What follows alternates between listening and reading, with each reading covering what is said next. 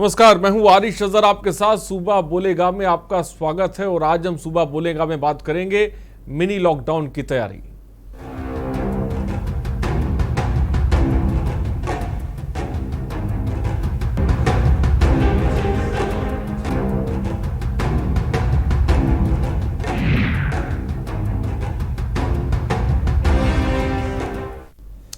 और इस बीच एक बड़ी खबर लखनऊ से। DG health doctor DS Negi corona positive पाए गए हैं। डीजी हेल्थ के निजी सचिव और स्टाफ ऑफिसर भी पॉजिटिव पाए गए हैं। बड़ी खबर, रिकॉर्ड तोड़ कोरोना बढ़ रहा है।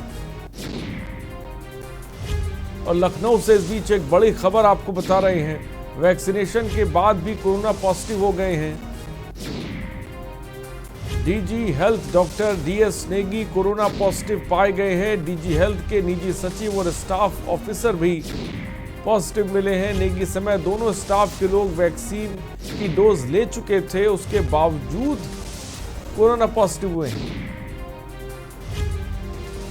बड़ी खबर इस वक्त राजधानी लखनऊ से इस वक्त आपको बता रहे हैं।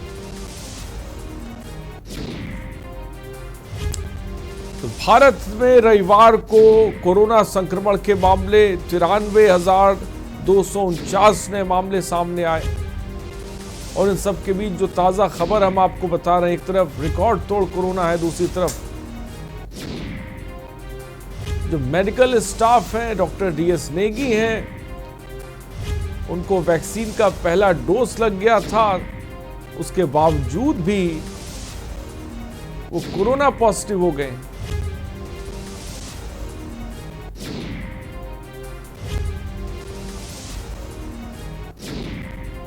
तो बड़ी खबर इस वक्त आपको बता रहे हैं, रिकॉर्ड तोड़ कोरोना वैक्सीनेशन के बाद भी हुए corona positive. DG health doctor DS Negi corona positive हुए हैं। डीजी हेल्थ के निजी सचिव और स्टाफ ऑफिसर भी पॉजिटिव। और अलीगढ़ से खबर है, टीका ने लगवाने वाले अफसर कर्मचारियों का रुकेगा वेतन। कर्मचारी अफसरों को डीएम ने सख्त हिदायत दी है। टीका ना लगवाने वाले अफसरों का वेतन रुकेगा। कर्मचारियों और अफसरों को यह हिदायत दी गई है, 45 साल से ऊपर वाले सभी कर्मचारी अफसर टीका लगवाएं। डीएम चंद्रभूषण सिंह ने स्वास्थ्य टीमों को दिशा निर्देश जारी कर दिए हैं। अलीगढ़ से खबर इस वक्त आपको बता रहे हैं। 45 साल से ऊपर वाले सभी कर्मचारी अफसर टीका लगवाएं। अगर नहीं लगवाते हैं तो उनका वेतन रोक दिया जाएगा।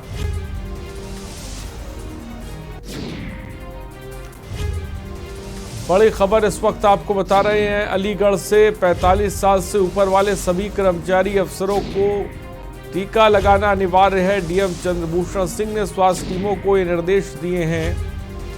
टीका ना लगवाने वाले अफसर और कर्मचारियों का वेतन रोका जाएगा अगर वो टीका नहीं लगवाते हैं, क्योंकि देश में संक्रमण भयानक तरीके से रफ्तार पकड़ रहा है। देश में संक्रमण के कुल मामलों की संख्या बढ़कर 1,24,85,509 से ज्यादा जा पहुंची है। आप अंदाजा लगाइए, इतनी बड़ी तादाद में लोग संक्रमित हो गए हैं और हर 24 घंटे में जबरदस्त तरीके के मामले सामने आ रहे हैं। और आइए अब आपको सुनाते हैं कोरोना के बढ़ते मामलों को लेकर एसीएस स्वास्थ्य अमित मोहन और एसीएस सूचना नवनीत सहगल का क्या कुछ कहना है, जरा ये भी सुन लेते हैं। प्रत्येक क्रय केंद्र पर पल्स ऑक्सीमीटर और थर्मामीटर की व्यवस्था की गई है, ताकि वहां पर भी भीड़ भाड़ अधिक हो और कोरोना के संक्रमण से भी बचा जाए। 1 अप्रैल से शुरू हुए इस क्रय के अभियान में लगभग 1,000 मीट्रिक टन से अधिक गेहूं खरीदा गया है और ये गेहूं खरीद की प्रक्रिया तेजी से चलाई जा रही है। सभी जिलाधिकारियों को मुख्यमंत्री जी द्वारा निर्देशित किया गया है कि वह गेहूं क्रय केंद्रों का लगातार स्वयं और अपने अधीनस्थों के माध्यम से निरीक्षण अनुश्रवण कराते रहें, ताकि कहीं पर भी किसी प्रकार से कहीं पर किसानों को किसी प्रकार की असुविधा ना हो। हर क्रय केंद्र पर पेयजल, छाया की व्यवस्था, छाजन की व्यवस्था, ये सब व्यवस्थाएं समुचित कराई जाएं और किसानों से अधिक संख्या में गेहूं क्रय किया जाए। जी चिकित्सा महाविद्यालय हैं, उनमें भी जब सीएमओ के माध्यम से, मुख्य चिकित्सा अधिकारी के माध्यम से किसी भी कोविड संक्रमित मरीज को वहां भर्ती कराया जाता है तो उसके उपचार पर होने वाले व्यय का भी वहन सरकार ही करती है।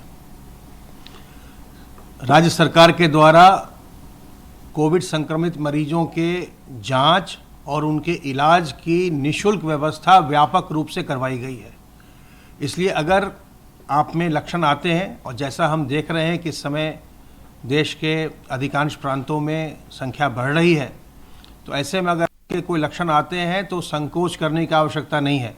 आपकी जांच भी निःशुल्क होगी और आपका इलाज भी निःशुल्क होगा। और जांच करवाने के लिए आप, अगर आपके पास कोई स्मार्टफोन है तो आप मेरा कोविड केंद्र ऐप डाउनलोड करके आप मालूम कर सकते हैं कि आपके घर के आसपास 5 किलोमीटर में कौन कौन से ऐसे केंद्र हैं जहां आपकी जांच मुफ्त हो सकती है। तो लखनऊ में संक्रमण और मौत के मामलों में नंबर 1 है। प्रदेश की राजधानी लखनऊ में कोरोना संक्रमण के नए मामले मिले, जिसमें 1041 मरीजों के साथ पहले नंबर पर लखनऊ आ गया है। वहीं एक्टिव मरीजों की संख्या यहां 5408 है। शनिवार को लखनऊ में 6 मरीजों की मौत भी हुई। इसके अलावा शाहजहांपुर में 2, वाराणसी, आगरा, बलिया, रायबरेली, उन्नाव, भदोई में एक संक्रमित मरीजों की मौत हुई है। प्रदेश में शनिवार को कुल 14 मरीजों की मौत दर्ज की गई है। वहीं के न्यूज संवाददाता ने जायजा लिया है, हम आपको दिखाते हैं। पूरी दुनिया में कोरोना जैसी महामारी से पूरा देश लड़ रहा है। वहीं लखनऊ की बाजारों के हाल अगर आप देखें तो आप देख सकते हैं कि ना इस तरह बाजार है और बाजारों में जो लोग हैं ना ही उन्होंने सोशल डिस्टेंसिंग का पालन किया हुआ है, ना ही उनके चेहरे पे मास्क है और ना ही सैनिटाइजर है। आप देख सकते हैं किस तरह से ये जिस तरह से भारत भरे में पूरे 90 लाख से ज़्यादा लोग कोरोना पॉजिटिव हो चुके हैं, मगर उसके बाद भी ये लोग बिल्कुल उसकी उल्लंघन कर रहे हैं और ना ही कानून को मान रहे हैं। अब आपको हम ले चलते हैं और बाजार, वहाँ पे भी दिखाते हैं, लोगों से बात करते हैं उन्हीं की ज़बानी। मैं इस वक्त लखनऊ के नक्काश बाजार में खड़ा हूँ। यहाँ इतवार के दिन एक भारी मार्केट लगती है और लाखों लोग यहाँ पे शॉपिंग करने आते हैं। आप देख सकते हैं कि यहाँ पर कितनी महिलाएं और बुजुर्ग और आदमी शॉपिंग कर रहे हैं। यही बुजुर्ग और महिलाएं बहुत सी ऐसी हैं कि जिन्होंने ना सोशल डिस्टेंसिंग बनाई हुई है और ना ही मास्क लगाया हुआ है। देखने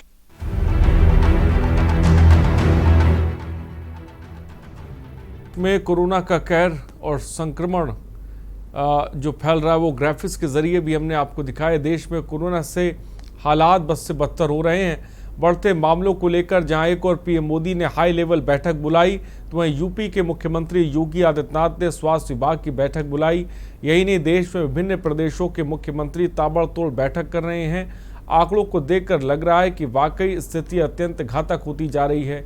क्या है कोरोना के ताज़े आंकड़े, हम आपको ग्राफिक्स के माध्यम से दिखाते हैं। तो देश संक्रमण ठीक हुए और मौत, ये हम आंकड़े आपको अमेरिका के, रूस, ब्रिटेन, इटली, तमाम जगहों के जो संक्रमण के मामले हैं, जो ठीक हुए हैं और जिनकी मौत हुई है, वो तमाम आंकड़े ग्राफिक्स के जरिए हम आपको दिखा रहे हैं। जिसमें अमेरिका में सबसे ज़्यादा, जिसे कह सकते हैं, मौतें हुई हैं। वहीं उसके बाद दूसरे नंबर पर जो आता है वो मुल्क ब्राज़ील है, जहां पर 3,28,000 मौतें हुई। उसके बाद जो सबसे ज़्यादा मौतें हुई हैं वो इटली में हुई हैं, जहां पर, माफ कीजिएगा, फ्रांस में हुई है, जो 96,280 मौतें हुई हैं। संक्रमितों की तादाद भी सबसे ज़्यादा अमेरिका में रही, जो सबसे नंबर 1 पर है। तो ये ग्राफिक्स के ज़रिए हमने आपको आंकड़ों को समझाया। और चंद्र प्रकाश इस बीच हमारे साथ एक दर्शक जुड़ गए हैं। चंद्र प्रकाश जी, क्या कहना चाहेंगे आप? खान भाई नमस्ते। जी नमस्कार, बोलिए। मैं ये कहना चाहता हूँ कि मैं 67 साल का हूँ और आपके चैनल के माध्यम से एक डॉक्टर साहब आए थे, उनसे संपर्क किया था। उन्होंने कहा कि आप जो है अपना ये टीका लगवा लीजिए, इसमें कोई दिक्कत नहीं है, क्योंकि मेरे को हार्ट की भी थोड़ी सी प्रॉब्लम है और भी 1-2 तकलीफ है, जैसे आंख में मोतियाबिंद है, इस टाइप का।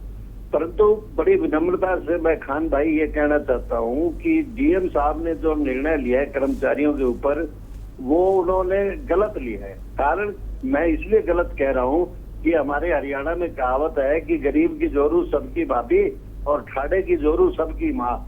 तो जब अखिलेश यादव ने ये कहा था कि ये तो इंजेक्शन बीजेपी का, मैं नहीं लगवाऊंगा, तो नेताओं के ऊपर क्या एक्शन है? क्या उनकी पेंशन रोकी गई? अगर वो एमपी की पेंशन ले रहे हैं तो उनकी पेंशन के ऊपर तुरंत प्रभाव से रोक लगनी चाहिए, तब मैं मानूं डीएम साहब ने निर्णय सही लिया है। तो मैं ये कहना चाहता हूँ कि ये जो गंद फैला रहे हैं हमारे देश के नेता फैला रहे हैं, आम नागरिक तो अपने निर्णय में लेने में सक्षम है। क्योंकि चैनल के माध्यम से के न्यूज पे जो सम्मानित डॉक्टर साहब थे, उन्होंने मुझे कहा कि आप एक बुजुर्ग हैं और आपको आंख में प्रॉब्लम भी है और आपको हार्ट की भी दिक्कत है, आप तुरंत प्रभाव से इंजेक्शन लगवाइए। और सौभाग्यवश अगले दिन हमारे सरपंच ने मेरे को फोन पे बताया कि डॉक्टर साहब आए हुए और इंजेक्शन लगा रहे हैं। इंजेक्शन लगे आज मेरे को 15 दिन होने जा रहे हैं। भगवान की कृपा है, ना कोई सिरदर्द तक तो नहीं हुआ जी। और इतना जी, बहुत अच्छी बात। चंद्र प्रकाश ने भी वैक्सीन जैसा कि बताया कि उन्होंने लगा ली है और भगवान के दया से सब कुछ ठीक है। और हम भी ये चाहते हैं कि आप भी लोग बड़ी तादाद में वैक्सीन लगाएं, जो बहुत ज़्यादा ज़रूरी है। तमाम लोग लगवा भी रहे हैं, लेकिन बहुत बड़ी तादाद वो भी है जो नहीं लगवा रही है। जैसा कि अलीगढ़ से खबर आई, जहां पर डीएम ने आदेश दे दिया है कि जो सरकारी अफसर वैक्सीन नहीं लगाएंगे उनका वेतन रोक दिया जाएगा। तो ये एक संदेश भी देने की कोशिश की जा रही है कि ज़्यादा से ज़्यादा वैक्सीन लगाइए, क्योंकि संक्रमण, कोरोना का संक्रमण जो है वो लगातार बढ़ता जा रहा है। हमारे साथ डॉक्टर एमसी मिश्रा, पूर्व निदेशक है इस वक्त एम्स दिल्ली से, इस वक्त हमारे साथ जुड़ गए। एमसी मिश्रा साहब, बहुत बहुत स्वागत है। तमाम संवाददाता भी इस वक्त हमारे साथ तमाम शहरों से जुड़ रहे हैं। गणेश तिवारी हमारे संवाददाता इंदौर से हमारे साथ हैं, इरफान अब्बासी हमारे संवाददाता लखनऊ से हमारे साथ इरफान जुड़ गए हैं, प्रदीप कुमार हमारे संवाददाता किशनगंज से हैं, अशोक कुमार हमारे संवाददाता देहरादून से हमारे साथ जुड़ गए हैं। तो तमाम हमारे संवाददाता हैं जिनसे हम शहरों का सूरत हाल भी जानेंगे, कोरोना संक्रमण की रफ्तार भी जानेंगे।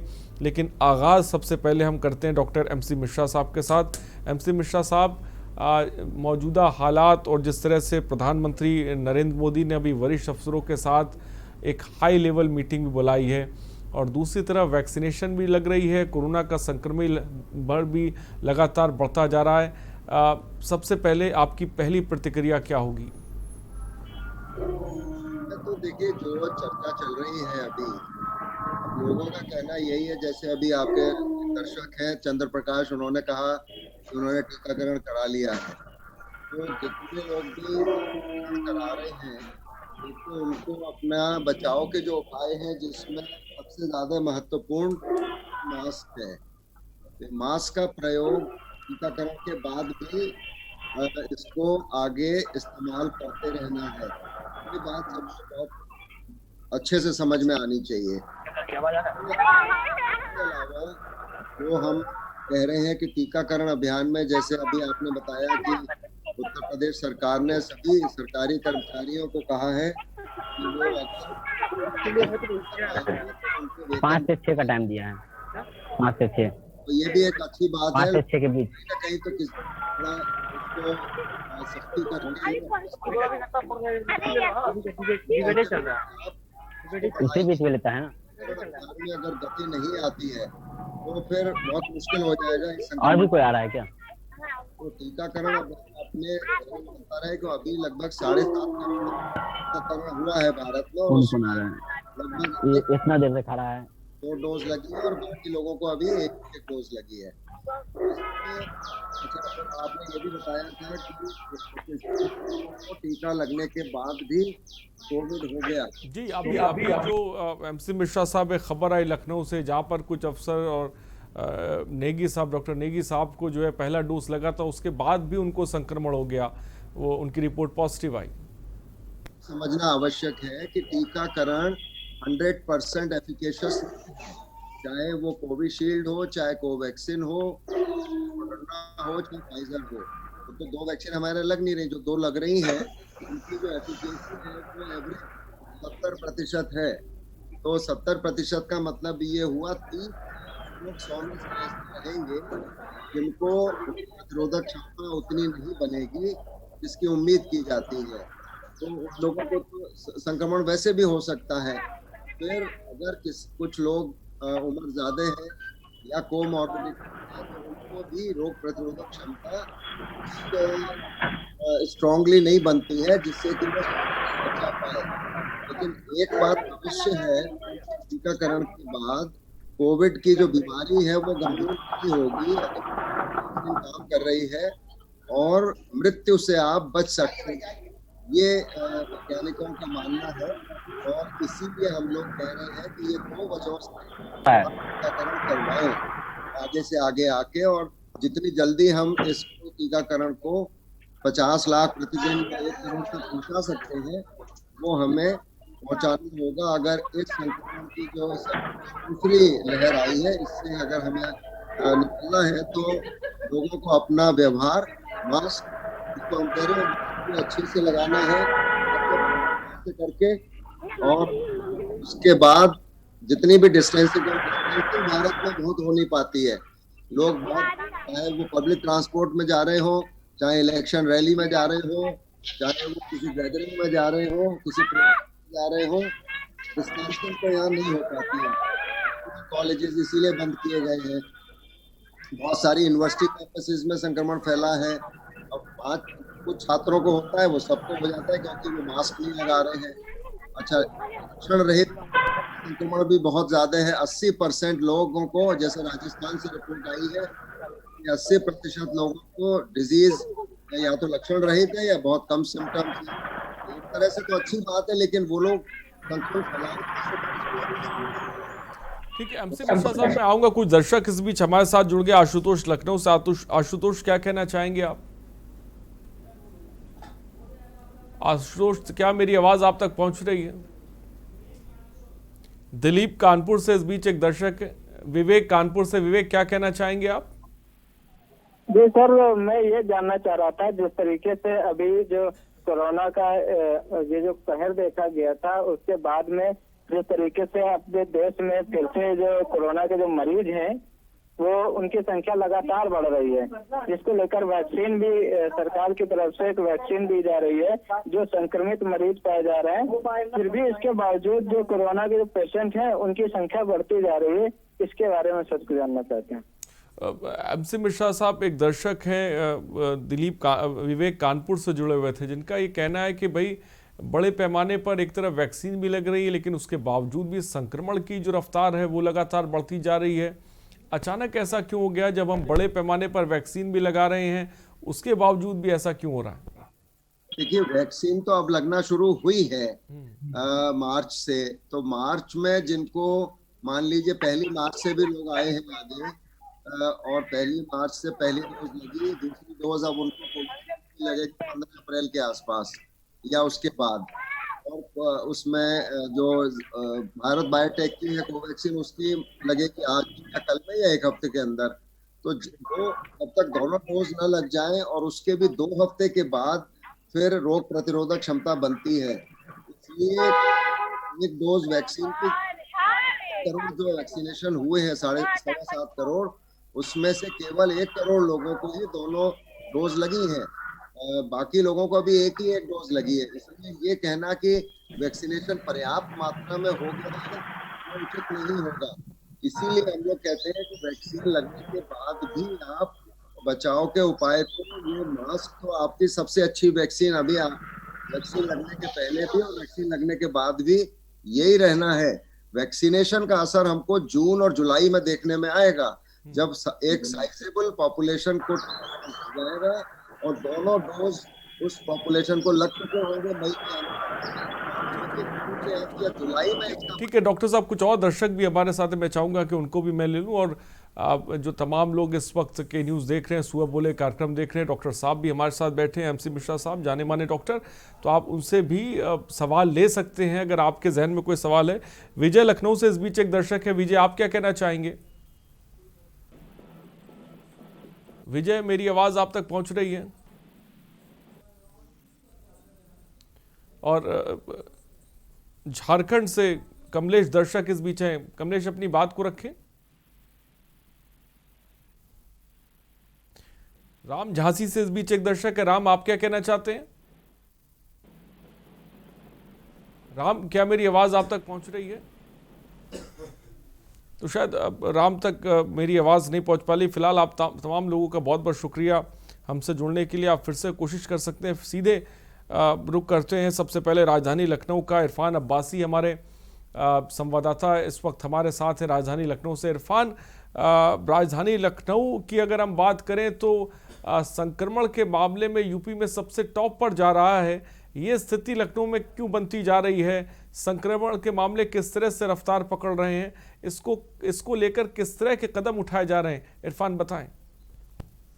देखिए, आज लखनऊ में 1129 लोग संक्रमित हुए हैं और 8 लोगों की मौत हुई है। इस बीच एक बड़ी खबर और आई। राकेश कपूर जो वेदांता के डायरेक्टर हैं, वो डबल डोज लेने के बाद भी कोरोना से संक्रमित हुए और डॉक्टर नेगी भी खुद से व उनके 2 साथी कर्मचारी भी कोरोना से संक्रमित हुए। इस बीच ये मामला सबसे बड़ा है कि कोरोना को लेकर कोई सीरियस नहीं है। कोरोना बहुत बड़ा एक अपने आप में वायरस है, जिसके चलते लोग ना तो मास्क का यूज कर रहे हैं। पुलिस भी अपने आप में वो चालान करती है, लोगों को समझाने का प्रयास करती है, लेकिन उसके बाद भी लोग इस कोरोना को लेकर इतना सीरियस नहीं है। और इस बीच ग्रामीण क्षेत्रों में जिस तरह से वैक्सीनेशन होना चाहिए, डबल डोज वैक्सीन लगने के बाद भी लोग जब कोरोना संक्रमित हो रहे हैं, इससे लोगों में डर भी फैला हुआ है कि भाई कोरोना की हम लोग एक डोज ले रहे हैं, फिर हम कुछ दिन बाद डबल डोज ले रहे हैं, उसके बाद भी जब कोरोना से हम लोग संक्रमित हो रहे हैं, तो इसलिए लोगों में एक डर भी है। तो डबल डोज लेने के बाद भी लोग संक्रमित हो रहे हैं। विजय लखनऊ से इस बीच एक दर्शक है। विजय, आप क्या कहना चाहेंगे? अजय जी नमस्कार। आपने बहुत ही अच्छा मुद्दा उठाया है, क्योंकि इस समय लखनऊ की स्थिति बहुत ही भयावह है।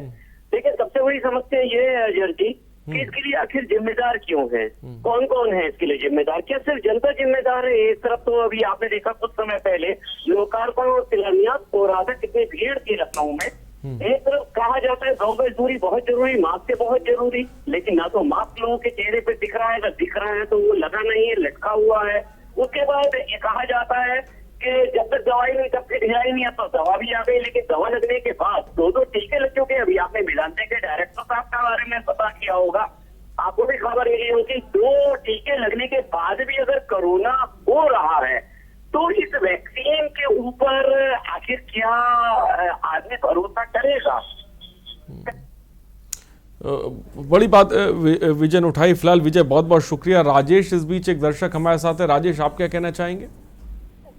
हम ये कहना चाहेंगे, मैंने तो वैक्सीनेशन कराया, 2 तारीख को ली है, ठीक है, और ऑनलाइन सर्टिफिकेट आया है। राजेश, आपकी आवाज़ हम तक नहीं पहुंच पा रही। मैं चाहूँगा कि एक बार फिर से आप कोशिश करें ताकि कि आपकी बात हम तक पहुंच पाए। रुकते एक छोटे से ब्रेक के लिए, हम जल्द हाजिर होंगे। आप बने रहिए हमारे साथ।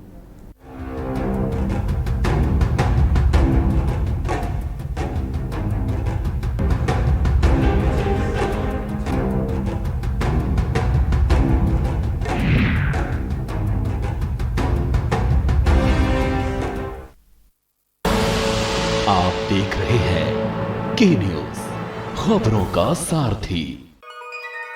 कानपुर के प्रसिद्ध सेक्सोलॉजिस्ट डॉक्टर आनंद झा के पिताजी रमेश झा जी के जन्म दिवस के उपलक्ष्य में ओपी शर्मा का मैजिक शो देखें 4 अप्रैल शाम 7 बजे के न्यूज पर। उत्तर प्रदेश में योगी सरकार अपने दावे और वादे पर खरी उतरी है। अपने दमदार काम से प्रदेश में विकास की गति देते हुए यूपी को संवार रही है। यूपी में जो 70 सालों से नहीं हुआ, उसे योगी सरकार ने 4 सालों में कर दिखाया है। राजकीय विद्यालयों में आधुनिक तकनीक के माध्यम से शिक्षा, प्रतियोगी छात्रों को कोचिंग की सुविधा के लिए मुख्यमंत्री अभ्युदय योजना। बीते 70 सालों में सबसे अधिक विकास योगी सरकार में हुआ है। आगामी 50 सालों के लिए हेल्थ इंफ्रास्ट्रक्चर का आधार तैयार किया। 15 लाख से अधिक लोगों का कोरोना वैक्सीनेशन। आयुष्मान योजना में 1.18 करोड़ परिवारों को 5 लाख का कवर दिया। 40 लाख से अधिक प्रधानमंत्री आवास की स्वीकृति और निर्माण। 4 सालों में 4 लाख से ज्यादा युवाओं को सरकारी नौकरी।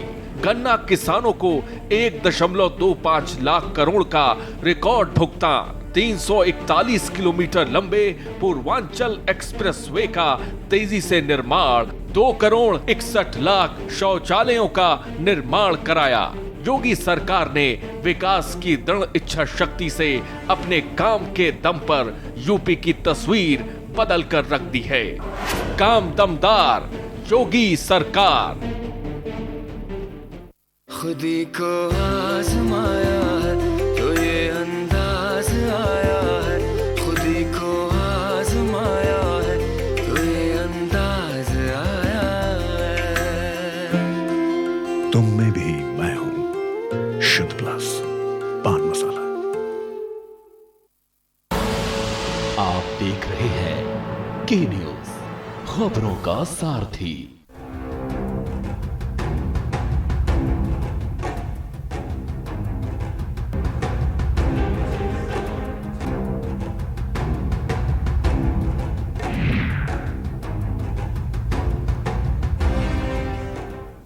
ब्रेक के बाद आपका स्वागत है। मिनी लॉकडाउन की तैयारी, इस बीच हमारे साथ कुछ दर्शक भी जुड़े हुए हैं। अर्जुन लखनऊ से इस बीच हैं।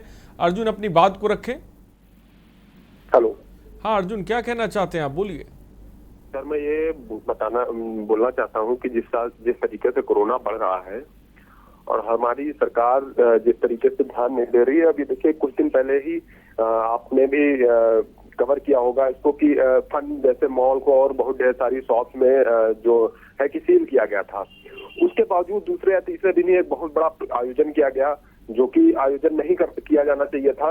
जब सरकार इस तरीके का काम, अगर पब्लिक में मैसेज जाता है कि सरकार अपना अगर कोई प्रोग्राम प्रोपोगंडा करना होता है, अपना कोई प्रोग्राम करना होता है तो उसमें भीड़ इकट्ठा कर सकते हैं, लेकिन अगर पब्लिक कोई भीड़ इकट्ठा करती है तो वहां पर प्रशासन जाकर के उस चीज को रोकने की कोशिश करता है, तो कहीं ना कहीं मैसेज गलत जाता है। और इसी का पब्लिक तो अपनी तरफ से पूरी कोशिश कर रही है कि मतलब करते हैं लोग, मास्क का इस्तेमाल करते हैं, लेकिन गवर्नमेंट को भी ये चाहिए कि उनके जो कार्यक्रम है उनको भी वो तुरंत से तुरंत रद्द करना चाहिए और उन्हें पब्लिक में एक मैसेज भेजना चाहिए कि हम अपने कार्यक्रम भी नहीं कर रहे हैं तो आप लोग भी हमारा सहयोग करें।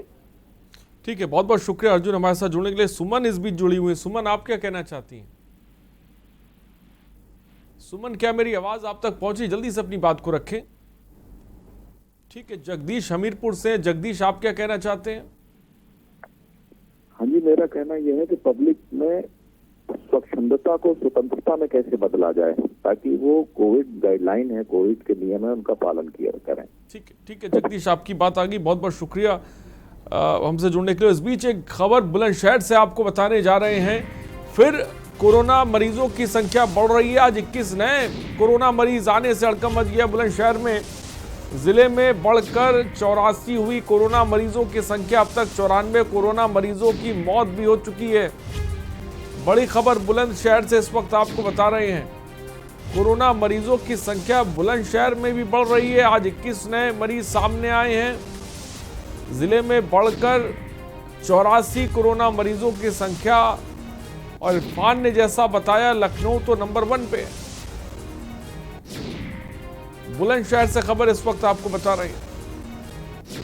आज 21 नए कोरोना मरीज मिले और कई जगहों में यह भी देखने को मिल रहा है कि जिनको वैक्सीन के डोज लग गए हैं उनकी रिपोर्ट भी कोरोना पॉजिटिव आ रही है, उन्हें भी कोरोना हो रहा है। तो ये स्थिति भी अब कई जगहों पर देखने को मिल रही है। राजधानी लखनऊ से इस तरह की खबर भी आई। कई जगहों से ऐसी खबरें भी आ रही हैं कि कोरोना के दोनों डोज के बाद भी लोग संक्रमित हैं। तो आप ये समझिए कि हमें मौजूदा वैक्सीन जो हमारे पास है, कोरोना के डोज वैक्सीन के डोज लगने के बावजूद भी हमें एहतियात बरतनी है। और हम सीधे गणेश तिवारी के पास चलते हैं। हमारे संवाददाता इस वक्त इंदौर से हैं। गणेश, इंदौर की किस तरह की स्थिति देख रहे हैं, क्योंकि एमपी में तो लॉकडाउन लगाया जा रहा है। निश्चित तौर पर देखिए आरिफ, आपने ठीक कहा कि मध्य प्रदेश में अगर कोरोना की स्थिति की बारे में बात करें तो देश का तीसरा राज्य बन चुका है जहां पर कोरोना के आंकड़ों में लगातार इजाफा हो रहा है। और यही वजह है कि अगर हम बात करें 19 सितंबर 2020 की, तो याद हो कि आज से 6 महीने पहले 2607 आंकड़े कोरोना के सामने आए थे। जिसके बाद अगर आज जो कल देर रात रिपोर्ट आई उसकी अगर बात करें तो कोरोना के आंकड़ों में जबरदस्त इजाफा है और 10.1% की दर से कोरोना के आंकड़े सामने आए। मध्य प्रदेश की बात करें तो जहां मध्य प्रदेश में 3 लाख से ज्यादा कोरोना पॉजिटिव आंकड़े हो चुके हैं और अभी भी 20,000 से ज्यादा आंकड़े जो है कोरोना पॉजिटिव पेशेंट एक्टिव हैं।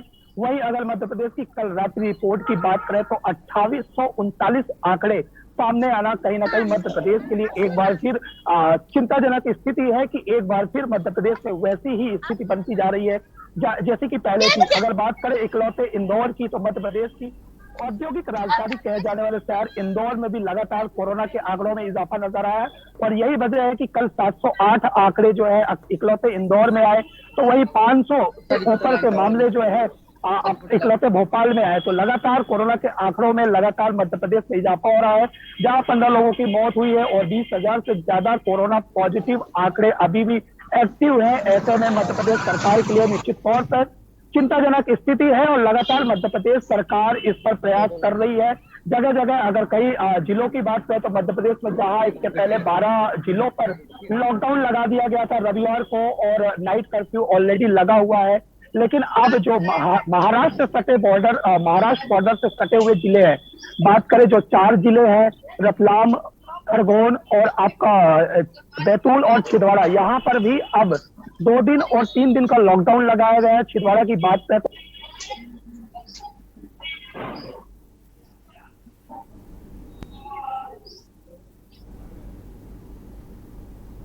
ठीक है, तो शायद गणेश की आवाज हम तक नहीं पहुंच पा रही है। एमसी मिश्रा साहब, सबसे ज्यादा रिकॉर्ड तोड़ मामले 93,249 अगर हम रविवार को कोरोना संक्रमण के मामलों की बात करें, इतने बड़े पैमाने पर जो है मामले निकल के सामने आ रहे हैं। कई राज्यों में तो सर लॉकडाउन की स्थिति तक बन गई, लॉकडाउन लगा भी दिया गया है। क्या हमें मिनी लॉकडाउन की तरफ बढ़ने की जरूरत महसूस हो रही है? बिल्कुल, देखिए ये हम लोगों ने चर्चा की, ये अगर जरूरत है तो जिला स्तर पे इसका निर्णय किया जा सकता है। बड़े लॉकडाउन से काफी को दिक्कत होती है, जॉब्स का इशू आ जाता है, नौकरी का इशू आ जाता है, इसलिए सरकारें दोनों ही अभी बड़ा लॉकडाउन लगने हैं, ये इस राज्यों पे छोड़ दिया गया है। राज्यों ने अपने जिला स्तर पे छोड़ दिया है डिस्ट्रिक्ट मजिस्ट्रेट्स को निर्णय करने का कि कहाँ पे लॉकडाउन करना है, कहाँ पे नहीं करना है। लेकिन एक बात तय है कि 93,000 है, 1 लाख से ऊपर पहुंचने में कुछ समय नहीं लगेगा। वो आंकड़ा कुछ भी हो सकता है, आने वाले 15 जैसे 1.5 लाख भी हो सकता है, 2 लाख भी है। लेकिन उससे परेशान होने की बात है, जैसे राजस्थान से जो 80% जो है वो सिम्टमेटिक है या माइल्ड सिम्टम है, लेकिन फिर भी अब हॉस्पिटल बेड की आईसीयू बेड्स की आवश्यकता बढ़ेगी आने वाले समय में। तो लोगों को जो एक काम लोग अपने कर सकते हैं वो इससे कर सकते हैं, और जहाँ भी बाहर जाएं, जब भी जाएं, शॉपिंग के लिए जाएं, कहीं काम पे जाएं, लोगों से मिले जुलें और साथ और गैदरिंग्स में नहीं जाना, शादी विवाह में नहीं जाना, में नहीं जाना, अनावश्यक यात्रा नहीं करनी है। ये अगर लोग अपने आप को नियंत्रित कर लें तो इस संक्रमण पे जल्दी रोक लग सकती है। अगर लोग नहीं मानेंगे तो फिर संक्रमण तो बढ़ेगा, हम आंकड़े गिनते रहेंगे। आज 3,000 कह रहे हैं, हम 1,03,000, 1,40,000 हो गए, फिर हम 5,00,000 हो गए, तो होते ही रहेंगे। जो डेंसिटी ऑफ पॉपुलेशन हमारे यहाँ ऐसी है जिसमें डिस्टेंसिंग करना उतना आसान नहीं होता जितना आसान होता है, लेकिन मास्क लगाना सबसे आसान है, कोई बहुत ज्यादा कीमत नहीं है, और ये 80 से 90% तक संक्रमण से रोक सकता है जब दोनों व्यक्ति मास्क लगाए हुए तो उनका डिस्टेंसिंग कम भी है। ये अहम बात एमसी मिश्रा साहब ने कही कि वैक्सीन लगाने के बाद भी आपको मास्क और एहतियात बरतनी है, लेकिन जिस तरह से मामले बढ़ रहे हैं, क्या वायरस म्यूटेट कर रहा है, अपने आप को स्वरूप बदल रहा है, इसको लेकर भी मैं आपसे सवाल लूँगा। लेकिन फिलहाल हमारे साथ अशोक कुमार हमारे संवाददाता देहरादून से। अशोक, देहरादून में 24 घंटे में किस तरह के संक्रमण के मामले उत्तराखंड में देखने को मिले हैं और क्या ताज़ा जानकारी इस बीच आपके पास है अशोक? देखिए बिल्कुल आरिफ, बता दूं, लगातार उत्तराखंड राज्य में भी कोरोना संक्रमितों का आंकड़ा जो है वो अब बढ़ता ही जा रहा है। अगर हम इससे पहले 15 दिन पहले की बात करें, जो आंकड़ा 50 से 100 के बीच में हुआ करता था, वही आंकड़ा अब 3 से 4 गुना बढ़ चुका है, जिसके चलते अब हम अगर पहले 1 अप्रैल से बात करें तो 1 अप्रैल सबसे ज्यादा अधिक मामले सामने आए, जो कि 500 मामले पूरे उत्तराखंड राज्य में आए थे। वहीं जिसमें से सबसे ज्यादा देहरादून पहले पायदान पर था, 200 से अधिक मामले केवल राजधानी के ही थे। और अगर हम बात करें अब यहाँ पर 2 अप्रैल की, तो 2 अप्रैल में भी 300 से ज्यादा मामले सामने आए, जिसमें एक बार फिर से देहरादून पहले पायदान पर रहा। और 3 अप्रैल यानी कि अगर हम कल की बात करें तो कल भी 400 से अधिक मामले सामने आए, जिसमें एक बार फिर देखा गया कि जो राजधानी देहरादून है वो पहले पायदान पर रहा। तो लगातार जो मामले हैं वो लगातार बढ़ते ही जा रहे हैं। और राजधानी की अगर हम बात करें तो राजधानी पहले पायदान पर लगातार बरकरार है। इसके अलावा बात की जाए तो दूसरे पायदान पर हरिद्वार है। हरिद्वार में जिस तरह से, क्योंकि महाकुंभ है, बहुत बड़ी चुनौती है, महाकुंभ शुरू हो चला है, महाकुंभ को भव्य और दिव्य भी बनाना है सरकार और प्रशासन के लिए अपने आप में एक बहुत बड़ी चुनौती है। जैसे कि हम सब जानते हैं, पहले मुख्यमंत्री तीरथ सिंह रावत ने जो कोरोना की रिपोर्ट लाना जो बाध्यता थी उसको समाप्त कर दिया था, लेकिन उसके बाद हाईकोर्ट के फैसले के बाद फिर से इस फैसले को वापस लिया गया और रिपोर्ट लाना अनिवार्य कर दिया गया। जाहिर सी बात है, बड़ी संख्या में महाकुंभ में श्रद्धालु आते हैं, गंगा स्नान करते हैं, माँ गंगा का आशीर्वाद प्राप्त करते हैं। और ऐसे में प्रशासन के लिए भी जितने श्रद्धालु आना, उनके लिए रिपोर्ट चेक करना अपने आप में एक बहुत बड़ी चुनौती है। वहीं जिस तरह से सरकार द्वारा मुख्यमंत्री खुद तीरथ सिंह रावत ने भी अन्य राज्यों से आने वाले जो बॉर्डर सीमा की अगर हम यहाँ पर अब बात करें, तो बॉर्डर सीमा पर भी जो रिपोर्ट लेकर आएंगे, जो अन्य राज्यों से आ रहे हैं वो रिपोर्ट लेकर आएंगे, तब भी उनको उत्तराखंड राज्य में प्रवेश करने की अनुमति होगी, जो कि कुल मिलाकर 12 राज्य हैं। 12 राज्यों में दिल्ली, यूपी, हरियाणा, मध्य प्रदेश, महाराष्ट्र समेत 12 ऐसे राज्य हैं जो कि अब रिपोर्ट लेकर आएंगे, वो उत्तराखंड राज्य में प्रवेश करेंगे। जिसमें से यात्री अब लगातार आ रहे हैं। बॉर्डर पर हमने देखा, रोडवेज पर भी हमने ये देखा, और बात करी जाए रेलवे स्टेशन की, तो रेलवे स्टेशन पर भी देखा लगातार वहां पर अब जो जांच की प्रक्रिया है वो शुरू हो चली है। लेकिन अब यात्री जो रिपोर्ट नहीं लेकर आ रहे हैं उनको वहीं से वापस भी भेजा जा रहा है। तो कह सकते हैं पूरी तरह से प्रशासन मुस्तैद है, लेकिन कहीं ना कहीं अभी भी जो है एक यहाँ पर बात उठती है एक लापरवाही की। कहीं ना कहीं मास्क जो नियमों का पालन करना है, यहाँ पे मास्क का, सोशल डिस्टेंसिंग का, वो कहीं ना कहीं अभी भी दिखाई नहीं दे रहा। उन सभी नियमों की धज्जियां उड़ा। अशोक, मैं रोकना चाहूंगा कुछ दर्शकों को, मैं चाहूंगा कि ले लूं बीच में, उनकी प्रतिक्रिया भी आ जाए। सतपाल झांसी से इस बीच एक दर्शक है। सतपाल, आप क्या कहना चाहेंगे?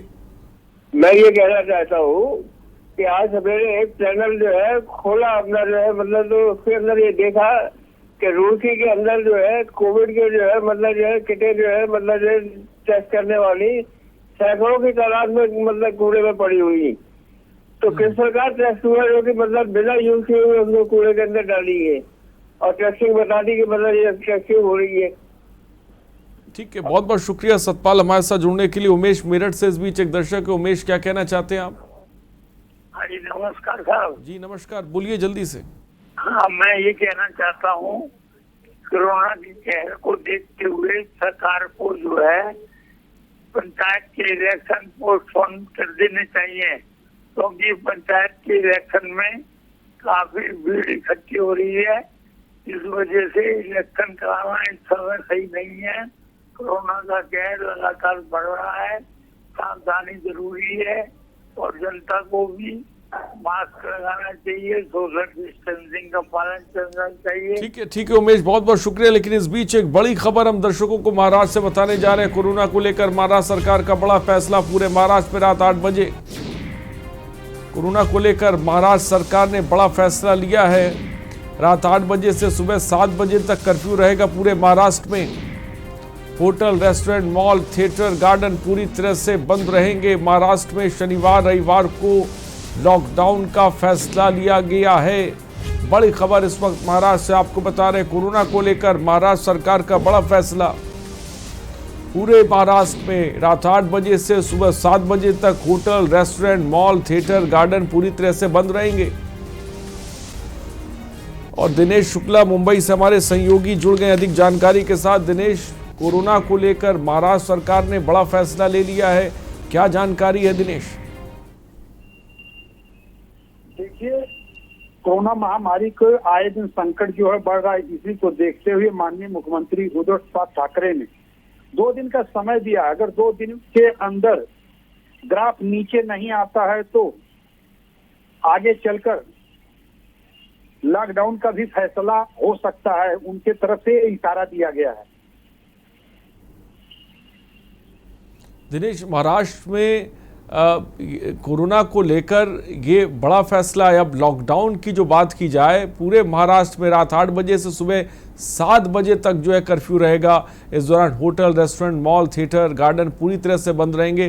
किस तरह के संक्रमण के मामले महाराष्ट्र में निकलकर सामने आ रहे हैं, इसके बारे में दिनेश बताएं।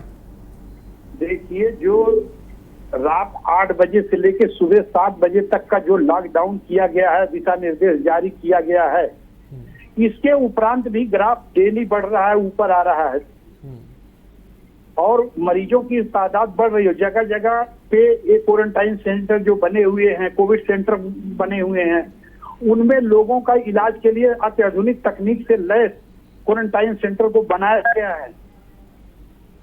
दिनेश, क्या इस तरह के मामले भी देखने को मिल रहे हैं आपकी नज़र में, जहां पर कोरोना वैक्सीन के डोज लगने के बाद भी लोग पॉजिटिव हो रहे हैं? इस तरह का कोई मामले आपकी नज़र में? नहीं, देखिए, उन्होंने सरकार का दिशा निर्देश था। इससे पहले भी मैंने आपको एक बार पिछली बार बता चुका था कि वैक्सीन लगने का मतलब ये नहीं है कि कोरोना वापस नहीं होगा। वैक्सीन के बाद भी लोगों को सोशल डिस्टेंसिंग, मास्क लगाना, सैनिटाइज करना, अपने आप को लोगों से दूरी बना के रखना, ये सरकार के तरफ से लगातार दिशा निर्देश जारी किया जा रहा है। फिर भी लोग इसका उल्लंघन कर रहे हैं। ठीक है दिनेश, बहुत बहुत शुक्रिया हमसे जुड़ने के लिए और तमाम जानकारी देने के लिए। महाराष्ट्र से बड़ी खबर आपको बता रहे हैं, शनिवार रविवार को लेकर ये फैसला लिया गया है, इसके बारे में दिनेश साफ तौर पे बता रहे हैं। और इस बीच हमारे साथ प्रदीप कुमार, हमारे संवाददाता किशनगंज से जुड़े हुए हैं। प्रदीप, किशनगंज में संक्रमण रफ्तार किस तरह से पकड़ रहा है, क्या जानकारी है? लोग कितना जागरूक नजर आ रहे हैं, प्रशासन किस तरह के कदम उठा रहा है? सर, किशनगंज में अब तक कल की डेट पे 23 मामले थे, जिसमें कि 27 मामले कल तक की डेट पर हुई है। आप देख सकते हैं सर, किशनगंज में ये ठाकुरगंज में मौजूद हूँ। आप देख सकते हैं यहाँ लोगों में किस तरह की जागरूकता है। मास्क को लेकर लोग मास्क पहन नहीं रहे हैं, लोग भीड़ भाड़ में जा रहे हैं। किशनगंज में कुछ दिन पहले एक समारोह हुई थी जीविका के द्वारा, जिसमें काफी संख्या में भीड़ एकत्रित हुई थी। यहाँ तक कि प्रशासन भी इस मामले में सक्रिय नहीं है, गंभीर नहीं है। जिनके ऊपर कोविड गाइडलाइंस जारी करने की जिम्मेदारी होती है, वो खुद ही गाइडलाइंस को जारी नहीं करते। तो आमजन कैसे इस गाइडलाइंस को समझेंगे, कैसे कोविड से बचने के लिए प्रेरित होंगे? किशनगंज में अब तक 27 मामले हुई है कल तक की डेट पर। तो जैसा कि प्रदीप बता रहे हैं, 27 मामले किशनगंज में संक्रमण के सामने आए हैं। लगातार हमसे दर्शक भी जुड़ रहे हैं, अपनी बात को रख रहे हैं। और MC मिश्रा साहब भी, प्रोफेसर साहब भी हमारे साथ हैं। प्रोफेसर साहब, जिस तरह से कुछ दर्शक भी जुड़े हमारे साथ और हमारे संवाददाताओं ने भी जानकारी दी, जैसा इरफान ने कहा कि ये देखने को मिल रहा है सर कि कोरोना के दोनों डोज लगने के बाद जो है वो पॉजिटिव पाए जा रहे हैं। क्या जो वायरस है वो अपना जो स्वरूप है वो बदल रहा है और आने वाले वक्त में क्या हमें और वैक्सीन देखने को मिलेंगी? बिल्कुल, आपका प्रश्न ठीक है। म्यूटेशंस तो बिल्कुल हो रहे हैं। तो ये महाराष्ट्र में जो पूरा बढ़ रहा है संक्रमण तेजी से, वो म्यूटेशंस का ही पंजाब में विभिन्न म्यूटेशंस हैं। बंगलौर और कर्नाटक में अपने म्यूटेशंस हैं, जिसकी वजह से ऑलमोस्ट आधे म्यूटेशंस की वजह से हो रहे हैं। और ये जो वो चलती रहती है और जो कंपनीज बना रही हैं, सीरम इंस्टीट्यूट या भारत बायोटेक बराबर कार्यरत है कि जो म्यूटेशंस के अगेंस्ट जो वैक्सीन तैयार कर रही है, तो उस पर बराबर चलता रहता है। आएंगी और कुछ वैक्सीन और आ जाएंगी अप्रैल मई में। इसलिए जायडस कैडिला की वैक्सीन है, वो लॉन्च हो सकती है अप्रैल के आखिर तक। मई में स्पुतनिक आ सकती है और फाइजर और मॉडर्ना को भी इजाजत दे दे, उससे भी करता हूँ जो टीकाकरण अभियान वो हमको जुलाई तक नजर आएगा। और फिर तो फिलहाल हमारे पास एक यही उपाय है सोशल वैक्सीन के लिए, इसको डिस्टेंसिंग जितने भी कम से कम यात्रा बिल्कुल नहीं, पोस्ट स्पेस में अस्पताल की बिल्कुल भी चर्चा नहीं करनी है। प्रिवेंशन बचाव के उपाय लोग करेंगे और संक्रमण से काफी हद तक बचे रहेंगे। और इसके अलावा हमारे पास अभी और कोई दूसरा या तीसरा उपाय नहीं है। ये सबसे अच्छा उपाय है, सबसे सस्ता है और इफेक्टिव है। सबसे बड़ी बात ये है, ये बहुत असर है, क्योंकि अगर मास्क नहीं लगा, मास्क लगा होगा ये हमें संक्रमण से बचा सकता है। और संक्रमण होता भी है तो वो फिर कम वायरस पार्टिकल हमारे शरीर में जाएंगी कम। तो कई अहम बातें प्रोफेसर साहब ने कही, एहतियात बरतने की बात भी कही और साथ ही साथ जो तरह से वायरस अपने स्वरूप बदल रहा है उसके बारे में भी जानकारी दी, क्योंकि वायरस स्वरूप बदल रहा है, लिहाजा आपको वैक्सीन के बाद भी एहतियात बरतने की ज़रूरत है। प्रदीप कुमार हमारे साथ किशनगंज से जुड़े हुए हैं। प्रदीप, जिस तरह से आपने बताया कि किशनगंज में बड़े बड़े कार्यक्रम भी हो रहे हैं, गैदरिंग भी हो रही है, लेकिन प्रशासन किसी तरह की कोई जो है वो कार्रवाई नहीं कर रहा है, ना गाइडलाइन को फॉलो कर रहा है। सर, प्रशासन किसी तरह से सिर्फ सर कागजों में ही और मीडिया में ही यह दिख रहा है, पर जमीनी स्तर पर ऐसा कुछ नहीं। आप मेरे पीछे सर देख सकते हैं, मैं चाहूंगा कैमरामैन से वो दिखाए। सर मेरे पीछे देख सकते हैं, ये पार्क है, इसमें किसी तरह के मास्क कोई इस्तेमाल नहीं कर रहे हैं। यहाँ पे बिना मास्क के आ रहे हैं, पर प्रशासन किसी तरह से रोक नहीं लगा रही है। ये ठाकुरगंज की स्थिति है सर, पर प्रशासन को इस पर किसी तरह की कार्रवाई नहीं कर रही है, जबकि कोविड के केस लगातार बढ़ रहे हैं। किशनगंज में 3 तारीख की डेट पर 27 केस एक्टिव हुई है और लगातार केस बढ़ रही है, पर प्रशासन किसी तरह की सख्ती नहीं दिखा रही, सिर्फ ये मीडिया में और सिर्फ कागजों पर ही सीमित रह जाती है। ठीक है। तो प्रदीप ने संक्रमण की रफ्तार और किशनगंज के लोग भी किस तरह से लापरवाह उसके बारे में भी साफ तौर पे बताया। और प्रोफेसर साहब भी इस वक्त हमारे साथ हैं, जिन्होंने आने वाले वैक्सीन के बारे में भी साफ तौर पे बताया, एहतियात किस तरह के बरतने की ज़रूरत है वो साफ तौर पे बता रहे हैं।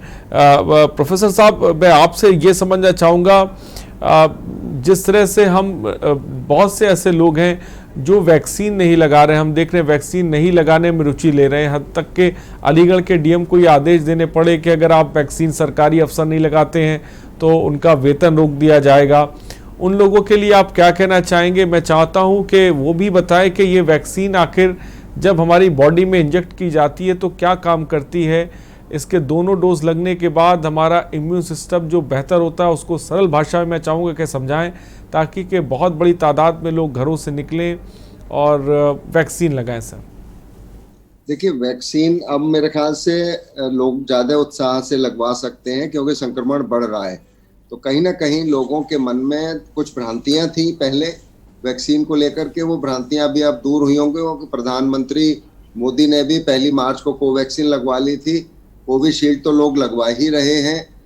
कोवैक्सीन के बारे में थोड़ी सी भ्रांतियां थी कि फेज 3 ट्रायल का डेटा नहीं आया है, लेकिन अब वो भी आ गया है और उसकी एफिकेसी कोविशील्ड से बेहतर है, ये बात भी सामने आई है। तो अब जो मुख्य कारण था जो भ्रम का, वो समाप्त हो गया है। संक्रमण बढ़ रहा है तो लोग इस डर से अब शायद ज़्यादा वैक्सीन, और हमने देखा भी था परसों 2 तारीख को 36 लाख लोगों ने टीकाकरण कराया था, 1 अप्रैल को 15 लाख लोगों ने कराया था पूरे भारत में।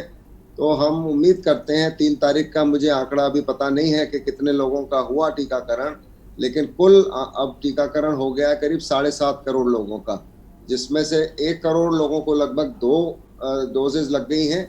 अच्छा, इसके बाद वैक्सीन का काम क्या होता है? जब वैक्सीन 2 तरह की वैक्सीन हमारे यहाँ है, एक है जो होल वायरस से बनी है, वो भारत बायोटेक की है। उसको वायरस की जो मारक क्षमता है उसको कमज़ोर किया जाता है रेडिएशन या कुछ केमिकल्स के द्वारा। उसके बाद उससे वैक्सीन बनती है जो स्पाइक प्रोटीन हम कहते हैं, जिसको इस वायरस की सरफेस पर होती है, उसके अगेंस्ट शरीर में जब ये वैक्सीन जाती है तो इम्यून सिस्टम स्टिमुलेट होता है और वो रोग प्रतिरोधक क्षमता का विकास करता है, जिसको हम मेमोरी सेल्स कहते हैं, टी और बी सेल्स। उसकी मेमोरी बनती है और वो सेल्स जब भी वायरस असली आएगा तो वो जब शरीर में आएगा तो वो स्पाइक प्रोटीन जो वायरस की सरफेस पे है उसको वो पहचान लेते हैं, वो मेमोरी सेल्स, और उनको हमारे शरीर के सेल्स के अंदर जाने नहीं देते। क्योंकि सेल के अंदर जब हमारे जो शरीर में सेल्स हैं, चाहे वो लंग्स में हो या शरीर के और हिस्सों में हो, तब जाके वो सेल को खराब करते हैं, डैमेज करते हैं। तो वो सेल के अंदर एंट्री रोकते हैं, ये जो मेमोरी सेल्स हैं उसको ब्लॉक कर देते हैं वायरस की सेल के अंदर एंट्री को। उस तरह से ये रोग प्रतिरोधक क्षमता बनती है। इसकी ड्यूरेशन अभी आंकी जा रही है कि कोई 6 से 8 महीने होगी, लेकिन चूंकि वैक्सीन्स का जो इस्तेमाल है वो दिसंबर से ही शुरू हुआ है, तो अभी 6 महीने तो जाके मई में होंगे या जून में होंगे। हमारे यहाँ तो जनवरी से शुरू हुआ है, तो अभी ड्यूरेशन इस प्रोटेक्शन की कितनी होगी और आखिर में कितने लोगों में होगी, इसका अभी हमको प्रश्न का उत्तर मिलना बाकी है। लेकिन वैज्ञानिकों का ये मानना बहुत स्ट्रांगली से कि ये गंभीर कोविड की बीमारी होने से ज़रूर बचाएगा और मृत्यु दर को ज़रूर कम करेगा टीकाकरण। तो इसलिए हम लोग कह रहे हैं कि मान लीजिए टीका लगवाने से आपको नुकसान तो कोई है नहीं, फ़ायदा ही हो सकता है। हो सकता है कोई फ़ायदा ना हो तो आप प्रिकॉशन तो लेते रहेंगे जैसे हम लोग कह रहे हैं। तो इसलिए कम से कम 10 लोगों में से 7 लोगों को तो प्रोटेक्शन बनेगी, जिनको 3 को नहीं बनेगी तो जो बचाव का उपाय है वो तो हम सब 10 के 10 लोगों को करना पड़ेगा। तो इसलिए हम लोग बार बार इस बात को दोहरा रहे हैं कि जो दोनों वैक्सीन्स, चाहे जो कोविशील्ड है वो बनी है वायरस वेक्टर से। वेक्टर का मतलब ये है कि चिंपांजी का जो एडिनो वायरस है, जो चिंपांजी में बीमारी करता है, उसको कमज़ोर करके बनाया गया है। उसके ऊपर स्पाइक प्रोटीन लगा देते हैं और उससे फिर ये वैक्सीन बनाई है। तो उसका भी पर्पज़ यही है कि जब शरीर में ये जाएगा तो जो मेमोरी सेल्स जो बनेंगे वो जब असली वायरस आएगा उसकी स्पाइक प्रोटीन को पहचान लेगा। इसीलिए बार बार ये कहा जा रहा है कि जो म्यूटेशंस हैं उनके अगेंस्ट ये वैक्सीन्स काफ़ी हद तक कारगर होंगी। लेकिन अब जैसे डबल म्यूटेशन है महाराष्ट्र के वायरस की, या और म्यूटेशंस भी हैं, ब्राज़ील वाली भी है, तो कुछ म्यूटेशंस को ये वैक्सीन ज़रूर स्किप करती है। उसके लिए कंपनियां निरंतर अपने अनुसंधान में लगी हुई हैं और निरंतर वो नई वैक्सीन का बना के इसको मार्केट में लाएंगी। और वैक्सीन पर बराबर काम चल रहा है म्यूटेशंस के अगेंस्ट भी, और ये देखने के लिए कि जैसे Bharat biotech already booster dose के लिए काम कर रहे हैं। उन्होंने ट्रायल शुरू कर दिया है कि क्या और 2 इंजेक्शंस के बाद कितने दिन बाद बूस्टर डोज की आवश्यकता होगी, 6 महीने पे या साल भर पे, इस पे भी काम चल रहा है। तो मैं समझता हूँ कुछ प्रश्नों के जो उत्तर हमारे पास नहीं थे अब तक, वो हमको अगले 6 महीनों में मिलने की संभावना है। जब वैक्सीन को देखिए, कोविशील्ड का जब ट्रायल पहला शुरू हुआ था तो वो पहली जो उनका इंजेक्शन लगा था वैक्सीन का वो 23 अप्रैल को लगा था पिछले वर्ष, और जो भारत बायोटेक की वैक्सीन है उसका जाके लगा था कोई सितंबर में पहला टीका, जो ट्रायल फेज 1 ट्रायल जब शुरू हुआ था, जो सेफ्टी के लिए होता है। तो दोनों वैक्सीन्स के बारे में सेफ्टी का कोई प्रश्न नहीं है, बिल्कुल सेफ है। केवल इसका रोग प्रतिरोधक क्षमता ज़रूर 70% है, और कम से कम 10 में से 7 लोगों को तो वैक्सीन काम करेगी।